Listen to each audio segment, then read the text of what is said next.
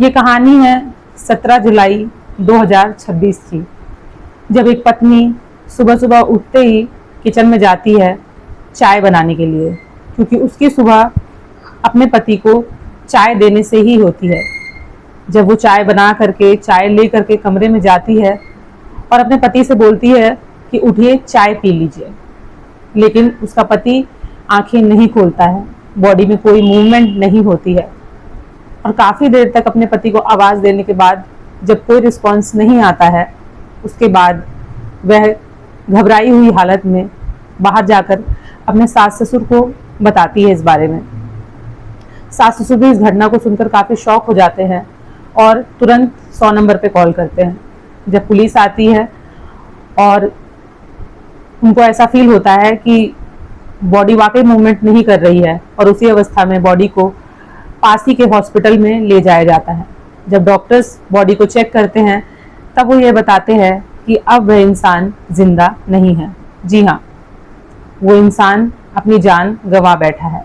यह बात सुन करके पत्नी सहम जाती है, वह रोने लगती है और माता पिता की हालत इससे भी ज्यादा बुरी होती है।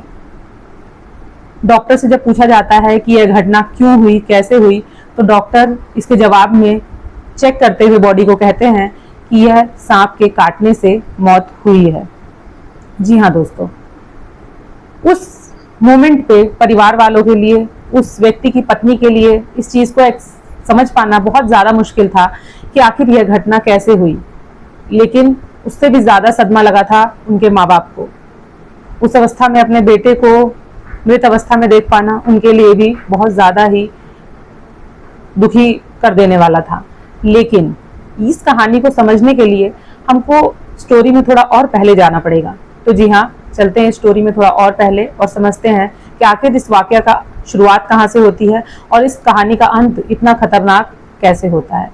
तो मेरा नाम है शिवानी श्रीवास्तव और आज हमारे चैनल न्यूज़ एंड एनालिसिस में आपका स्वागत है। जी हाँ, शादी जैसा पवित्र रिश्ता, जहाँ भरोसे पर यह नींव रखी जाती है कि पति और पत्नी जीवन पर्यंत एक दूसरे का साथ निभाएंगे, एक दूसरे का साथ देंगे, हर दुख सुख में एक दूसरे का साथ देते हुए जीवन को आगे बढ़ाएंगे। लेकिन क्या हो जब इल्जाम कुछ इस तरीके का लगे कि पति को मारने का इल्जाम ही पत्नी के ऊपर आ जाए। ऐसी स्थिति में हमारे समाज में इस तरीके की घटनाएं आज आए दिन होती जा रही हैं। इस कहानी को एक्सप्लेन करना किसी की भावनाओं को आहत करना नहीं है, यह सिर्फ सतर्कता के लिए है ताकि हम जीवन में सतर्क रहें कि हमारे आसपास इस प्रकार की घटनाएं हो रही हैं और ऐसा कभी भी कुछ भी हमारे जीवन में भी दस्तक दे सकता है। तो चलिए शुरू करते हैं। तो यह कहानी है दामिनी की। जी हाँ, दामिनी एक 31 साल की महिला और उनके पति जिनका नाम है अतुल पवार। जी हाँ, ये कहानी है यूपी की, उत्तर प्रदेश के मेरठ जिले, हस्तिनापुर के मेरठ जिले की। तो कुछ समय पहले कहानी में एक मोड़ आता है 2018 में। जी हाँ, जहाँ पर एक कॉस्मेटिक शॉप में दामिनी कुछ मेकअप का सामान खरीद रही होती है। उसी वक्त उस दुकान में अतुल पवार नामक एक व्यक्ति की एंट्री होती है। दोनों की नजरें मिलती हैं, दोनों एक दूसरे को देखते हैं और देखते ही देखते दोनों को पहली ही मुलाकात में एक दोनों पसंद आ जाते हैं। दोनों के नंबर एक्सचेंज होते हैं। उसके बाद दोनों का बात करने का सिलसिला शुरू होता है। बातें करते करते ये दोनों एक दूसरे के काफी करीब आ जाते हैं, जहां पर लड़की अतुल से कहती है कि क्या अब हमें शादी कर लेनी चाहिए। इस पर अतुल कहता है कि पहले उसे अपने माता पिता को राजी करना होगा। यहाँ उसका एक बड़ा भाई भी है, एक छोटा भाई भी है जो फौजी में रिटायर्ड है और उसे अपने परिवार को मनाना होगा। इसके बाद ही वो दोनों शादी कर सकते हैं। इसके बाद अतुल अपने माता पिता को मनाने की जद्दोजहद में लग जाता है।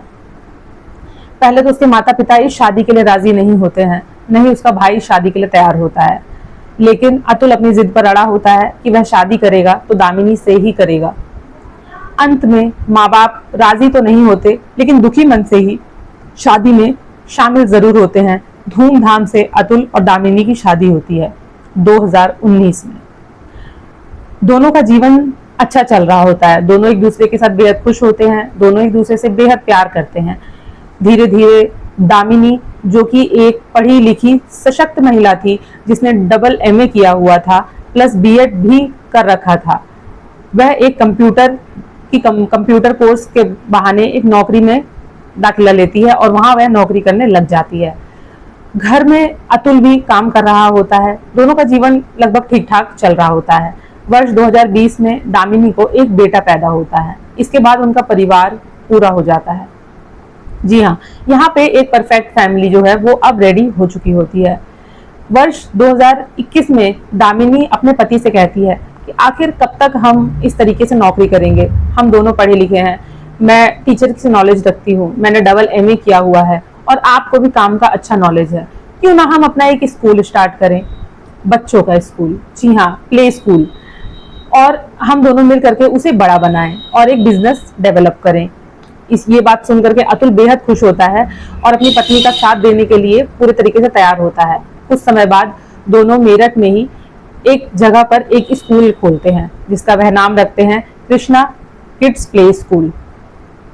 शुरू में तो दोनों को बहुत ज्यादा दिक्कतें आ रही होती हैं बच्चों को लेकर, एडमिशन्स को लेकर, मगर धीरे धीरे जैसे ही अगल बगल के एरिया में जागरूकता बढ़ती है वहां बच्चे भी आना शुरू हो जाते हैं और वर्तमान में उस स्कूल में लगभग 150 प्लस बच्चे एडमिशन ले लेते हैं। स्कूल भी बहुत बढ़िया चल रहा होता है, दोनों का जीवन भी बहुत अच्छा चल रहा होता है, पैसा भी अच्छा आ रहा होता है, परिवार में लगभग सब कुछ ठीक चल रहा होता है। दोनों के अतुल के माता पिता होते हैं, जिसमें अतुल की जो माँ होती हैं वो 70 वर्षीय संतोषी देवी होती हैं और अतुल के जो पिता होते हैं वो 72 वर्षीय अजब सिंह होते हैं। परिवार में सब कुछ ठीक चल रहा होता है, लेकिन तभी एंट्री होती है वर्ष 2024 में निक्कू। यह वह व्यक्ति होता है जिसकी वजह से पूरा परिवार तहस नहस हो जाता है। जी हाँ, यह व्यक्ति आता है स्कूल में एक ड्राइवर की नौकरी लेने के लिए और वहां पर अतुल और दामिनी से बात करने के बाद उन दोनों को लगता है कि ठीक है, बच्चों को पहुंचाने और ले आने के लिए ये एक परफेक्ट इंसान है और वह इसे नौकरी पर रख लेते हैं। जब वह इससे सैलरी की बात करते हैं तो वह बोलता है कि सैलरी की कोई बड़ी बात तो नहीं, जो आपको ठीक लगे वो आप मुझे दे दीजिएगा, पहले मैं अपने काम से खुद को प्रूव करूंगा, उसके बाद ही सैलरी की डिमांड करूंगा। जी हाँ, यह वह शब्द होते हैं जिसको सुनकर के दामिनी काफी इम्प्रेस हो जाती है। दामिनी को लगता है कि आज के टाइम में जहाँ लोग नौकरी से पहले ही सैलरी की बात करते हैं, वहाँ यह व्यक्ति बिना सैलरी की बात किए ही नौकरी में खुद को प्रूव करने की बात कर रहा होता है। और यहीं से दामिनी के ऊपर उसके शब्दों का जादू कुछ इस प्रकार चलता है कि वह अपने पति से धीरे धीरे कह सकते हैं कि उसका मोह भंग होना स्टार्ट हो जाता है और अब वह ज्यादा से ज्यादा बातें जो है वो निक्कू से करना स्टार्ट कर देती है। पति को इस बारे में कोई खबर नहीं होती है। पति अपने स्कूल को चलाने के लिए दिन रात मेहनत कर रहा होता है, वहीं दामिनी अपने स्कूल के लिए तो मेहनत कर रही होती है, लेकिन अब उसके भविष्य में उसका साथ देने के लिए वह अतुल के सपने नहीं देखती, अब वह सपने देखती है निक्कू के। जी हाँ, अब वो निक्कू के बारे में ही सोचती है और एक दिन वह फैसला करती है कि वह अब अपने पति को रोज डेली नींद की गोलियां देना शुरू करेगी। जी हाँ, रोज रात को वह अपने पति को खाना खाने के बाद दूध में धीरे धीरे नींद की गोलियां देना शुरू करती है, कभी 1 गोली तो कभी 2 गोली और कभी 3 गोली। वह ऐसा वो इसलिए करती है कि जब उसका पति नींद की गोलियां खा करके बेहोश अवस्था में सोया रहेगा, उस वक्त वह अपने प्रेमी को अपने घर बुलाती और दोनों उसी कमरे में एक साथ वक्त बिताते। लेकिन उसको यह डर हमेशा बना रहता कि कहीं ऐसा ना हो कि किसी दिन उसका सोता हुआ पति नींद से जाग उठे और उसका भांडा ना फूट जाए। एक दिन वह अपने प्रेमी से पूछती है कि आखिर ये सब कब तक चलेगा, आखिर इस रिश्ते का भविष्य क्या है, क्योंकि निक्कू भी शादीशुदा होता है। तो वह कहता है कि मैं अपनी शादी में खुश नहीं हूँ, मैं तुमसे प्यार करता हूँ और अपना आने वाला पूरा भविष्य तुम्हारे साथ बिताना चाहता हूँ, मैं तुमसे शादी करना चाहता हूँ और मैं बहुत जल्द अपनी पत्नी को छोड़ दूंगा। यह शब्द सुनते ही दामिनी पूरे तरीके से जज्बाती हो जाती है और कहती है कि इसके लिए मुझे सबसे पहले अपने पति को रास्ते से हटाना होगा। इस पर निक्कू कहता है कि यह इतना आसान नहीं होने वाला है। दोनों मिलकर के सबसे पहले एक प्लान बनाते हैं कि किस तरीके से अतुल को एक्सीडेंट करवा के मारा जाए। कुछ दिन के बाद उसको एक्सीडेंट करवाया जाता है, लेकिन अतुल की किस्मत अच्छी होती है कि वह बच जाता है। उसको बस कुछ घाव, कुछ चोट आई होती है, लेकिन वह कुछ दिन में ठीक हो जाता है। दामिनी यह देखती है कि इस हादसे से अतुल का कुछ भी नहीं हुआ। अब वह थोड़ा परेशान रहने लगती है और एक दिन वह सवेरे सवेरे अपने कमरे में बैठी उदास बैठी होती है। अतुल उसके पास आता है और उससे पूछता है कि दामिनी क्या हुआ, आखिर तुम इतनी परेशान और इतनी उदास क्यों हो। तो दामिनी कहती है कि कुछ तो नहीं हुआ, लेकिन अतुल कहता है कि मैंने तुम्हें इस तरीके से पहले कभी नहीं देखा, तुम हमेशा शांत रहती थी, हमेशा कुछ ना कुछ बोलती रहती हो, इतनी शांत तो तुम कभी नहीं रहती, आखिर क्या बात है, मुझे नहीं बताओगी तो किसे बताओगी, आखिर मैं तुम्हारा पति हूँ। इस पर दामिनी कहती है कि आप अपने माता पिता को सामने बुलाइए। वह अपने माता पिता को सामने बुलाता है तो दामिनी कहती है कि मैं कुछ दिनों पहले एक ज्योतिष से मिली हूँ। उस ज्योतिष ने कहा है कि हमारे घर पे एक बहुत ज्यादा बड़ा संकट आने वाला है, कुछ अनर्थ होने वाला है, इसके लिए मुझे कुछ समय के लिए इस घर से दूर रहना होगा, आपको भी मेरे साथ दूर चलना पड़ेगा, इससे हमारे घर पे आने वाला जो संकट है वह टल जाएगा।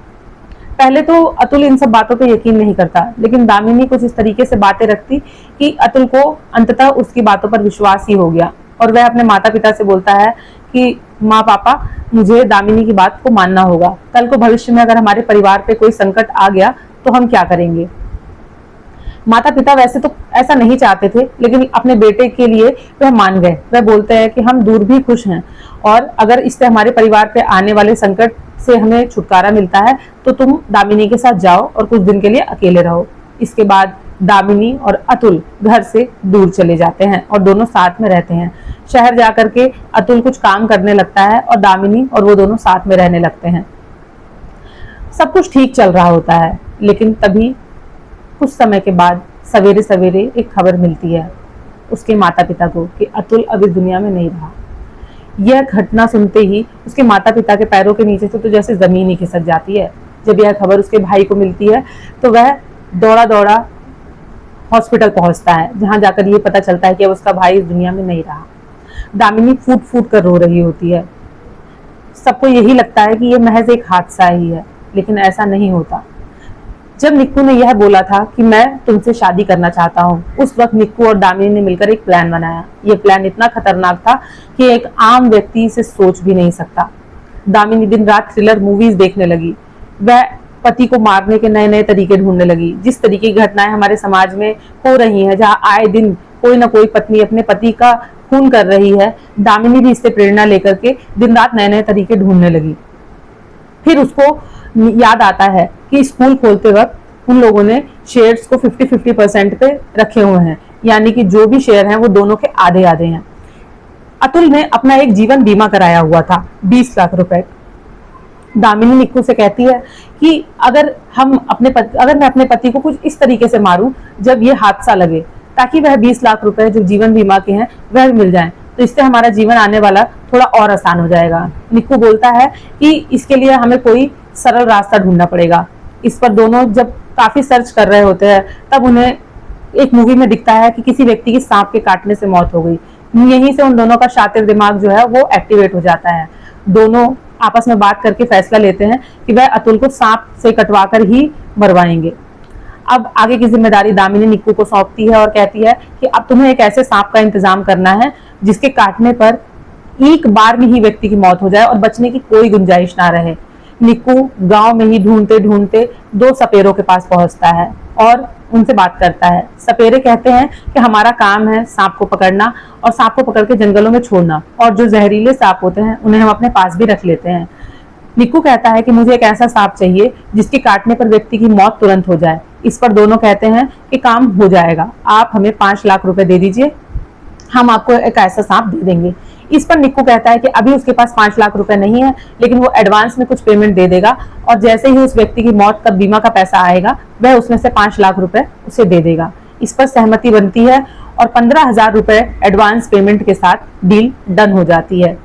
अब यहाँ से दोनों सपेरे एक छोटा और एक बहुत ही ज्यादा जहरीला और खतरनाक सांप लेकर के आते हैं और उस सांप की फोटो खींच करके दामिनी को भेजते हैं। इस पर दामिनी कहती है कि यह सांप तो बहुत छोटा लग रहा है, क्या यह अतुल की जान लेने में कामयाब हो पाएगा।